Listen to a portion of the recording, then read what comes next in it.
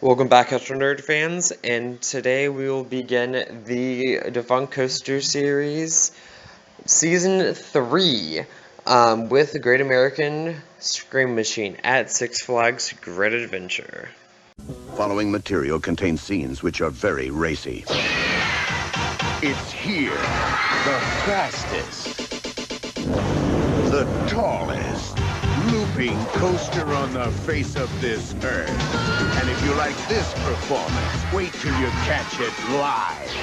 The Great American Scream Machine, only at Six Flags Great Adventure. Save $5 on adult admission when you bring any empty bottle or can of Coca-Cola product to the park.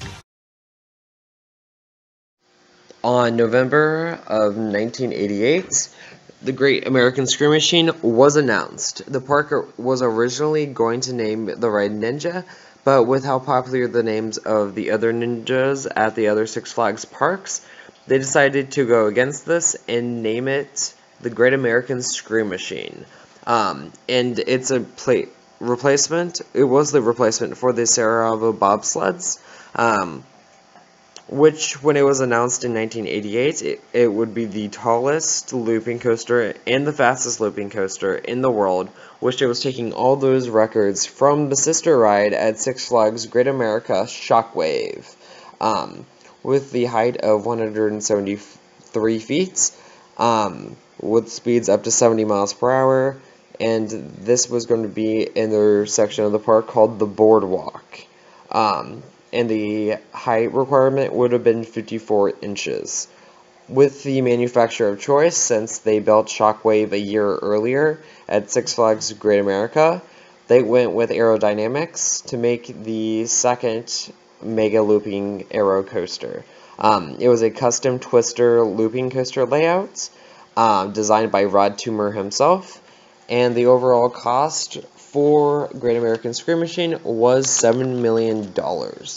And the train design and the color scheme all also had to go into this ride. The trains had different names and different colors. So for instance, Freedom was the red train, Liberty was the white train, and Blue was Spirit. And to keep up with this American-esque ride, the track was red and the supports were white. Also, they had an American-esque station theme, and with red, white, and blue all around the station. And that's what the ride was basically themed about, was the good old American spirit and freedom of America. And that's the total theming and idea of the ride, which again was in their boardwalk section at the time. So the ride experience, the first you take a straight track out and then you make it a left turn out of the station after you take that straight track and the transfer track, and then you go up the 173 foot tall lift hill. As soon as you get to the top, you take a sharp left, go down 173 feet, and then you turn up, then you go up into a vertical loop, which is the first out of 7 inversions. And then it takes a left-hand turn into the double vertical loops, and then it takes you to the left while banking a little to the mid-course. After you hit the mid-course, you go into a bat wing, which is the next 2 inversions out of the 7, so that would already be 5. It banks right this time into the double corkscrews, which are the final 2 out of the 7 inversions, followed by a left-hand turn back into the brakes. Overall, this is a 2-minute and 20-minute attraction with the lift hill included. And so it's a fairly long ride, but that's also because the train lift was very slow for these aero mega loopers, and overall, beginning to end, it definitely got a rough reputation for being an aero and being an older design for an aero. After the first season, the Great American Scream Machine came in with lots of problems, but most of the problems were not just because of the Great American Scream Machine. It also had to do with Shockwave over at Six Flags Great America. So the first problem that came to be was the tops of the vertical loops were replaced for extra bracing just because of the forces and stuff, and there was a problem with the bracings on top of Shockwave's vertical loops. So they did that, and then the other improvements that they did for the Great American Scream Machine, since they realized it was going way too fast on hot summer days, they put trims after the first vertical loop to help slow it down, just because now the heat warmed up the track and it was going a lot faster than what they were expecting it to do.